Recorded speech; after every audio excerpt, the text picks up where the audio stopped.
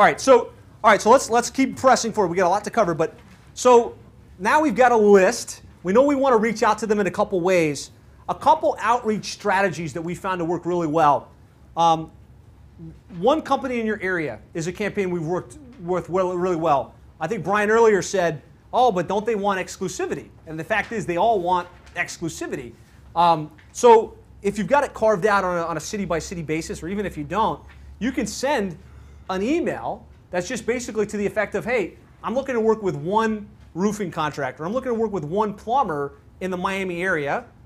Wanted to jump on a quick call with you.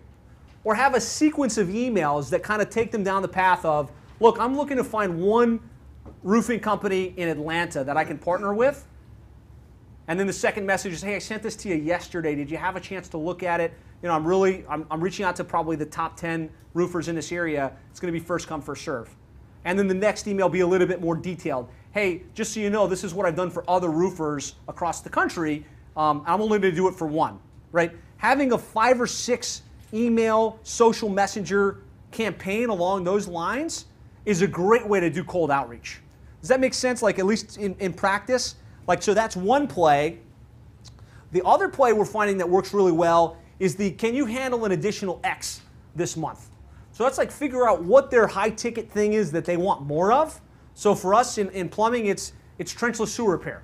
That job is worth $16,000 or $17,000. So instead of reaching out to all the plumbers saying, hey, could you handle some more plumbing calls? If we reach out and say, hey, can you handle an additional 2 to 3 trenchless sewer repair projects this month? Yes, absolutely, right? So try and figure out like the one high ticket thing or kind of rotate this in your direct outreach. Like in roofing, maybe it's, could you handle 2 to 3 more re-roofs? Or if they happen to, if you can tell they do metal roofs, could you handle 2 to 3 more metal roofs this month? Or if it's a hailstorm, right. could use a little more storm restoration business. Yep. And so all you're looking for on that email is the people that respond. And when they do, you jump on them rapidly, right? Hey, thanks for calling back. I specialize in helping plumbing companies generate more trenchless sewer repair jobs.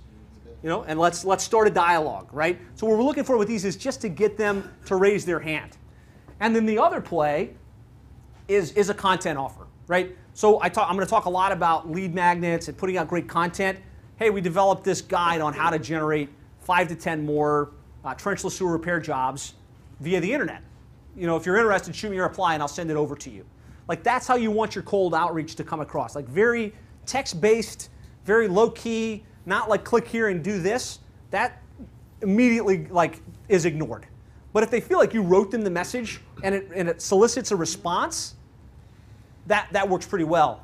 And the other thing is, don't just do this stuff with email, right? All of those same kind of messaging plays work just as well on Facebook Messenger, work just as well on a LinkedIn message. So you're like reaching out saying, LinkedIn friend request, hey, thanks for connecting. You know, I'm looking to work with one roofer in Atlanta, and that's why I reached out. And leave it at that and watch the response come back in your Facebook bubble box, right? Same thing on LinkedIn. So take like any of these 3 plays and you can rotate them. Start with the, can you handle additional 2 to 3 jobs? No response. Then go, oh, like I'm looking to work with one in your area. No response. And then circle back and drop content on them on a consistent basis. That's how you can get certain people that are ready and they raise their hand. And it's like, okay, let's do business. But you also start to plant seeds for long-term business relationships.